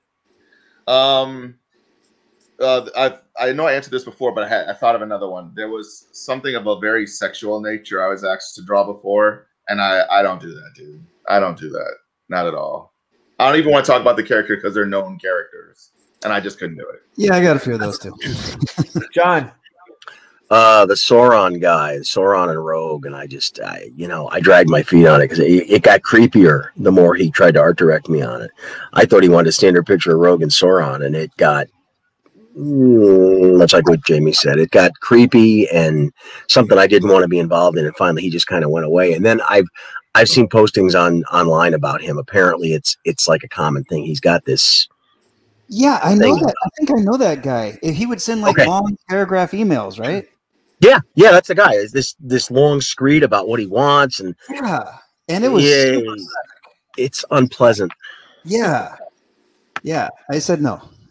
Yeah, and I should have just done that up front, but I mean, I have a sense of humor about stuff. Obviously, I got a big mouth and I got big shoulders, but there's some stuff that you have to say no to. You know what I mean? I just if it bothers me, there's a problem. Well, I know nothing bothers Joe. Joe. Well, it wasn't at a convention, if that's what you're asking. But there was a guy who wanted a recreation of a cover I had done 30, 40 years earlier. And I did it. And he went, oh, but on the printed cover, there wasn't a gap between those two lines. And there were 4 dots, not 3 dots.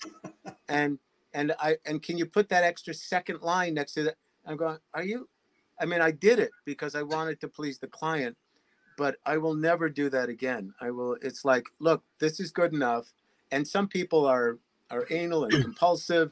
And as Kevin Nolan once said to me, sometimes the client thinks they own you. You know, it's like, well, you got my money. It's like, yes, and I will give you the very best I can do.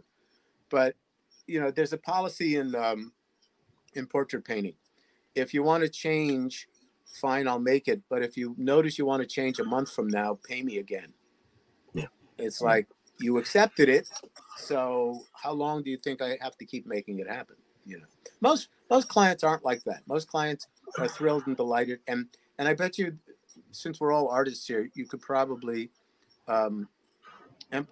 recognize what I'm saying. But when I would watch people draw on TV or even in life, it was magic. It's like, how'd they do that? How did that come out of that? Yeah. You know, and sometimes I wonder, you know, it's like when you learn to drive, it's hard and you hit the pavement and whatever. And then now you don't think about it twice. Right. It's absolutely automatic. And I'm inking and I'm going, how did I know that was going to happen? But it did. And now it's commonplace to me, but it's magic to the person watching it happen. So most fans are really appreciative of what has been done, especially in front of them. Right. So it's the weird ones stand out because they're out there, but the majority is happy with whatever you do for them. Except, you know, I had another one. I'm sorry to keep going here, but I had one 30 years ago who tried to get a free sketch out of me, and he resurfaced about 5 years ago and is still trying to get a free sketch out of me. I told my wife the story I've told so many people, and then one day he showed up, you know, 30 years or 25 years later in Albany, you know, a couple states away, and hey, I'll have to have you finish this sketch one. No mention of money, no nothing, you know. And it was too bad Bob's not here. It was Craven versus Spider-Man he wanted. I said, I'll do you a free little sketch. What do you want? Spider-Man fighting Craven. You're out of your mind. Right. Well, we've got about 20 minutes left. We're going to do the draw in 10, but we're going to do last call in terms of showing everybody.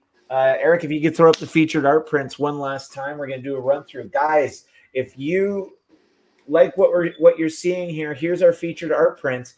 And until next Tuesday, you go on to MBartist.com and you put in free shipping. You can fill your boots and get free shipping on these 9 prints, whether it's fine art, platinum, or one of our canvases. So just going through it one last time. At the top, we've got the Incredible Hulk Spidey fight by Bob McLeod. And then going around the horn, we've got Chad Harden's Temerity. We've got Francine Delgado's Champions. And then recueing underneath Hulk is Jamie Coker's Cobra Commander. And then we've got John Hebert's Thor, James C. Mulligan's Doctor Strange. Underneath Cobra Commander, we've got Joe Rubenstein's painted Joker. And then that he did paint by numbers. We've got Mustafa Moussa's Moon Knight, which he's got a platinum version one in his hot little hands. It's pretty awesome, actually. Yeah, I want to show it. It is shiny's cool. And then finally, we have a Beauty and the Beast. So that's the last call for that one, guys. And that promo code will be available to you to use until next Tuesday. And then we will queue up next week's list. All right, so let's catch up. We got 10 minutes left. 10 minutes. Get your questions in.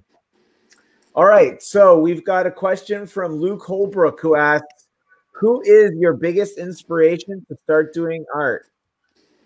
So Luke also is the one who he bought every one of your villains, Jamie, and he also got Mustafa's StarWars. Oh, thank you, Luke. Awesome. We're looking for inspiration. Jamie. My inspiration, when I was a kid, I was just really, like, I watched a lot of things. I was constantly looking at things. Definitely inspired by, like, much more so by, like, cartoons, toys, even commercials where, like, I just took it all in movies. And I wanted to kind of, like, create or, you know, add to what I was seeing. And so, like, I even drew, like, there was a Dennis the Menace cartoon. I even drew out what I thought a menu for a restaurant for Dennis the Menace would look like. I was a Star Trek fan when I was younger. I drew the Enterprise when I was real young. I just wanted to add to the things that I saw and kind of, like, make my own versions of these things. And it was just definitely born from a love of what I was seeing. John. What inspired me? I was 4, Batman TV show. there was an episode early on with the Penguin where it was left hanging for the day with Batman and Robin hanging by their wrists behind a carnival display, and Gordon and Chief O'Hara were going to shoot, not knowing they were back there, and I was just like, "Oh my god!"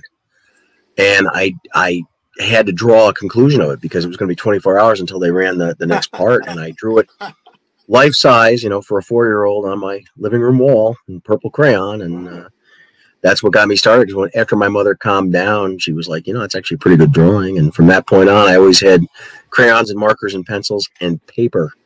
And she just said, that's if I was obnoxious, which was pretty much all the time, here, have some paper and draw something. And she'd encourage me to draw like the astronauts or things like something nice. But by that point, I'd realized that she also said, "Hey, there are books with Batman in them.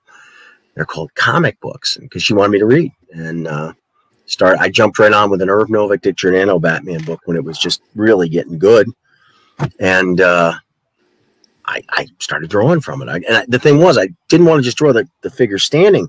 I wanted to tell, as I said, I wanted to conclude that story. I wanted to tell the story with the pictures. So that's what it was. Mostafa. Hey, John, when somebody set one of your drawings on fire, was that your inspiration to become a volunteer fireman?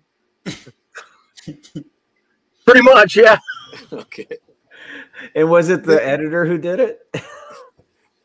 This man has had a far more interesting life than drawing pictures like the rest of us. That's all I got to say. Oh yeah. Yeah, I've had a few lives. Yeah. Mostafa, inspiration. So I've said before, I knew about comic book characters and stuff, but when I saw a Todd McFarlane Spider-Man cover, that's when I was like, "Oh, that's what I want to do for a living." But if you want to trace it back before that, watching cartoons in the 80s, watching Transformers and G.I. Joe and Ninja Turtles, like I just recreated that before I discovered, that comic books exist. I knew about comic book characters, so I draw them. But when I saw comic book, books themselves, that was Todd McFarlane. Yeah. Joe. I birthed Todd McFarlane. Oh, that sounds messy. I have stretch marks from here up to the back of my head. Oh my gosh! Thanks for sharing. Well, I can show you a picture. We thank you for what you've given us. Family show. Right. I don't think that went out the Go, window. R-rated in my stories, or is this a family show? This is supposed to be 3G. We're public. Preteen? Yeah. Okay. Yeah. Especially the Sauron guy. You need to talk about the O-ring. I got a story.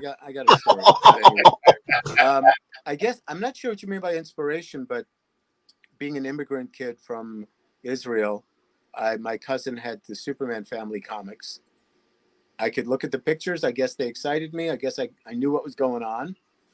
And like every other 5-6-year-old, I picked up some crayons, and unlike John, I drew on paper, not walls.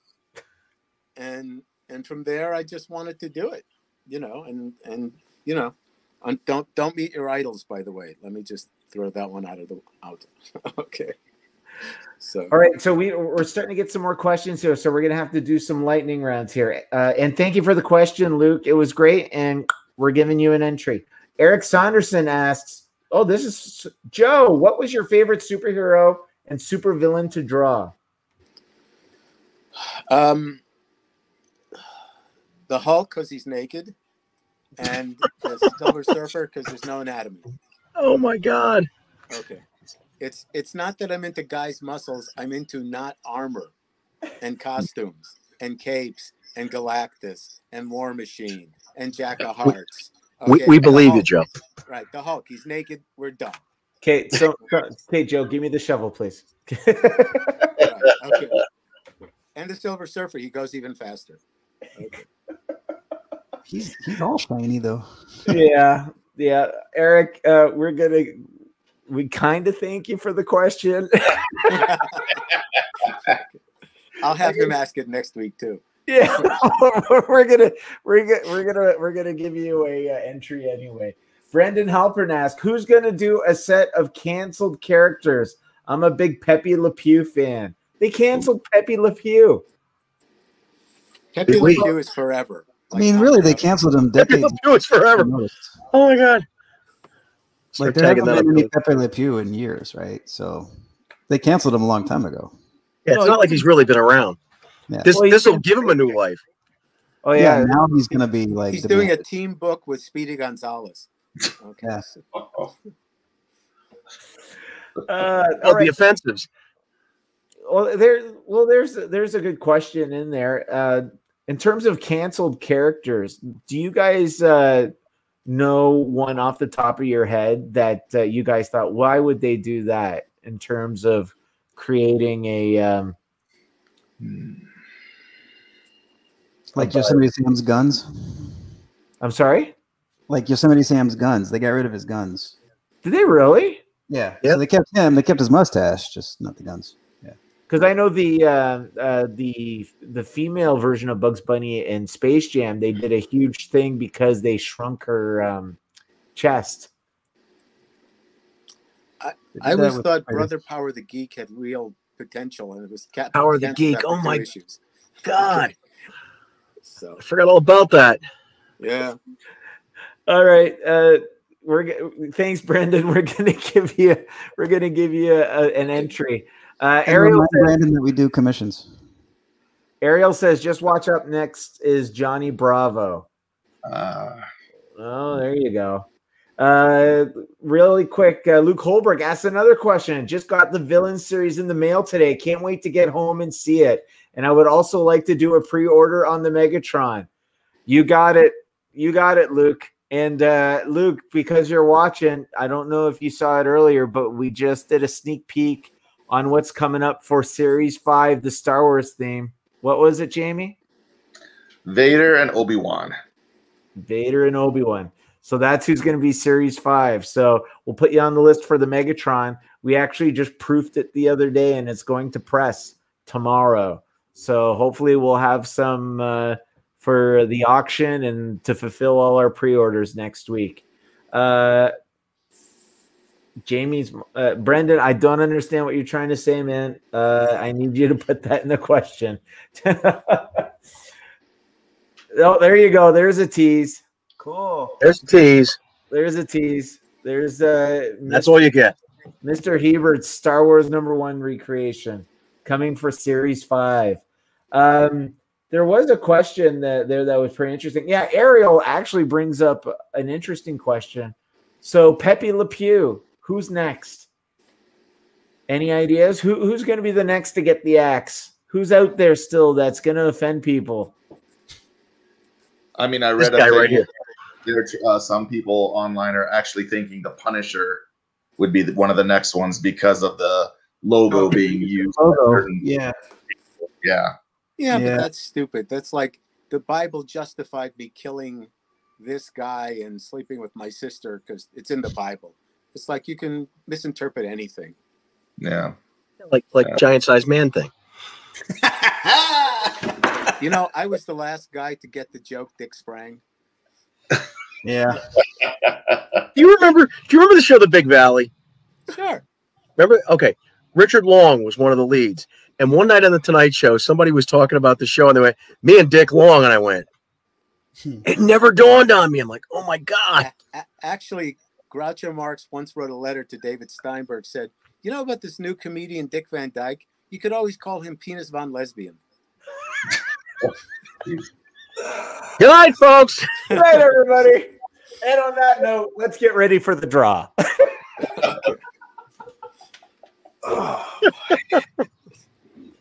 Okay. And don't forget Dick Ayers. Okay. Just one. Yeah, we're just gonna Oh my God. All right, we're gonna do the draw. Okay, after this, we'll go around the horn and we'll do who's the most famous dick. What horn is he talking? And the Oscar goes to Where is this horn? Chris Collier. Are you here? And we're only going to do one winner this time. Chris, you've got. Remember, there's a duel. Oh yeah, he's here. Perfect. There you go, Chris. Yeah. Chris, which one do you want? You win. I think he won last week too, didn't he? Oh my goodness, back-to-back jacks for Chris. Fix is in, huh? The fix is in. All right. Ariel wants to remind us that this is a family friendly. I'm just quoting. Not anymore, it ain't. That's all I'm doing. Okay. Chris Koya would like the Hulk. All right, there you go, Chris. You have fun. Bob McLeod, Incredible Hulk, Spidey, Scramble. He's nice too. He's no Joker, but he's nice too. He's no Joker. Okay. All As right, opposed to us. go. All right, we got 9 minutes left, guys. So I have a question I wanted to ask you earlier. Brendan wants to comment. Watching 80s cartoons, knowing you can do better, Mostafa. Yeah, it depends on how you read it, right? It's either like knowing you could do better or knowing you could do better. Either way, I'll take it. Okay. So Brandon also follows up saying PG-13 allows one F word. Is there a YouTube jail? There can't be because I'm not in it. I strictly use medical terms. I don't know what the problem is. Okay. All I know is that my dad's best friend's name is Dick, and it took me about 16 years to figure that out. Not 5 miles from here is a graveyard, and the name on one of the stones, I swear to you, is Harold Balls. And I don't know what killed the guy, but I think it was suicide. Balls? Like BALLS? Oh. I'll just leave that right there. He was known for having a lot of guts. All right, we need to bring this back. Somehow we need to bring this back. All right, we were talking earlier about Artist Alley and how Fan Expo has acquired Denver. And now it's going to be Denver Fan Expo starting in 2022. And how great Denver is in terms of the people there and the Artist Alley. Joe, what is your favorite Artist Alley that you've experienced at a show? Where? Best Artist Alley. I seem to remember in Miami, and it was more of a comic book convention than anything else, which of course are always more fun for all of us because it's not so celebrity oriented and they throw in comic book people. And everybody had like their own little booth. They were beautifully spaced. There was lines for the fans. The fans lined up, which is always a nice ego boost. And it was just like made, and there was plenty of room. If you go to New York City Artist Alley for the last couple of years when they had them, it was like that episode of Star Trek where nobody died, you know. And it's good when they consider the comfort of the people because it can be such a trial to try and get through those aisles. And when you see somebody in a wheelchair, it's like it's impossible, you know. So let's try and make it comfortable for everybody. And I think it was Miami SuperCon. SuperCon, yeah. SuperCon is actually a little farther spaced out to have a whole lot of fun with other artists, but it's definitely great for attending for sure. How about you, Mostafa? What's best Artist Alley? Yeah, he's right. New York Comic Con, like there might be amazing artists and friends and stuff, but you can't have any conversations with anybody. It takes you an hour to go to the bathroom because of so many people. Best Artist Alley. You know, I had a lot of fun at Emerald City. C2E2 is a lot of fun. MegaCon is great. Denver I had a lot of fun at. So yeah, there's a lot. WonderCon was good. Jamie. Hey, Mostafa, it takes you an hour to go to the bathroom. I recommend prunes. Maybe I should just do that. Perhaps a glass of juice before bed. Yeah, maybe that. Maybe a little mucilage. Maybe that. Okay. Jamie, best Artist Alley. I'm a sentimental fool, so my favorite Artist Alley was my first, just because it really set me on a path.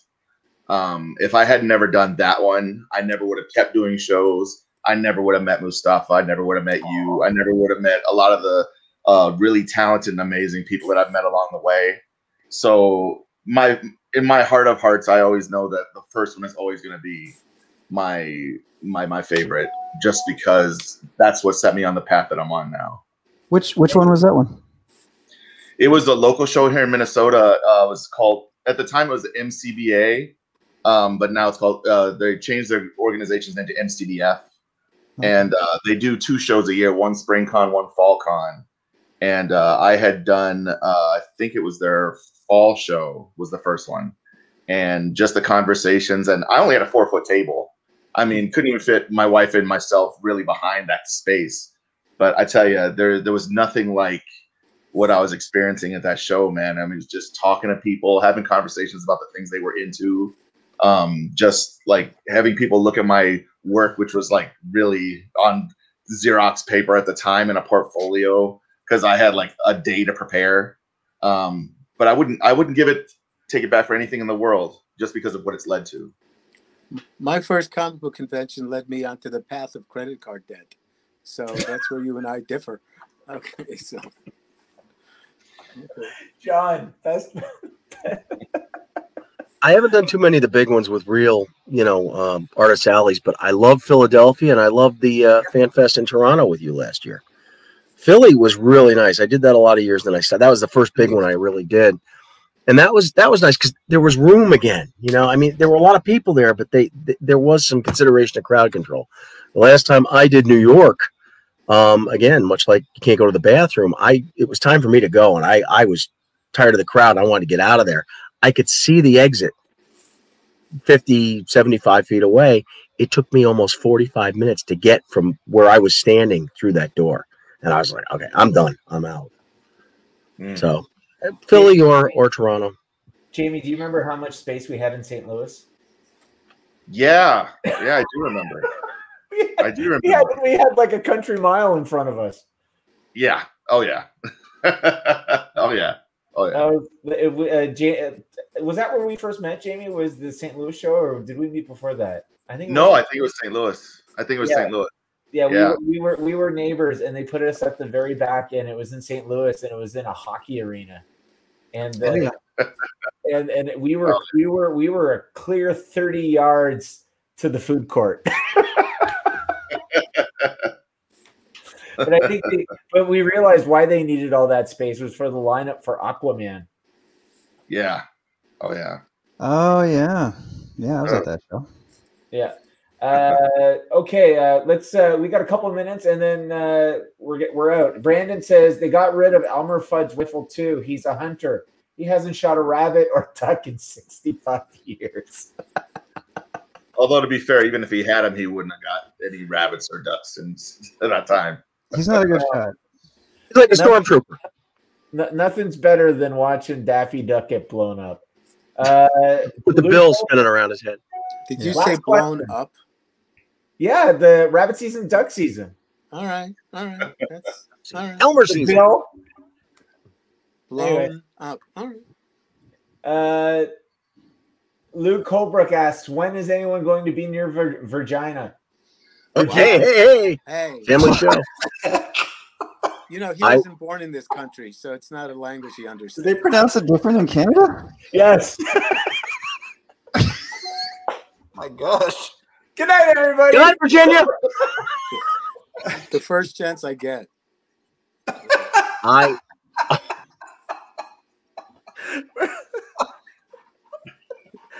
If they ever reopen Free Comic Day, I'll probably be in Fredericksburg again. So See, my relative was running the politics down there. All right, we're ending on Brendan, and then that's it. I gotta go. McGregor, Obi-Wan, or Guinness? Round the horn. I'll have a Guinness. I don't drink. Jamie. Ewan McGregor. Mustafa. That's my favorite. Whatever the client wants. There you go. That's the answer. Okay, I'm going to close this out. I'm closing this out, then we got to go. Joe, I want to close this out with your story about the story you told me in Chicago about your fastest commission you did at an airport.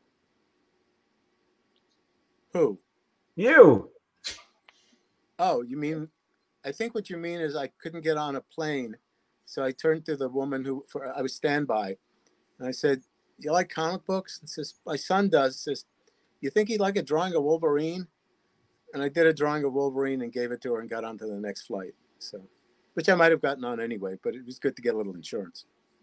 Is that what we're talking about?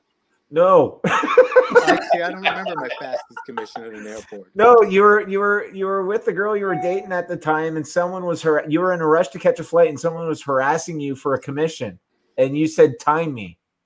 Oh no, that was at an airport. No, it's just a convention. I had to get to the airport. Oh, I see. And so I said, okay, so it was like 8.5 minutes from start to finish. So there you go. It wasn't a big hit, but it was done. And on that note, we're gonna end this before I do another Virginia. Okay, I gotta go. Got it right that time. Good night, everybody. Bye bye. Well, thank everybody for coming, and we'll see you guys next week.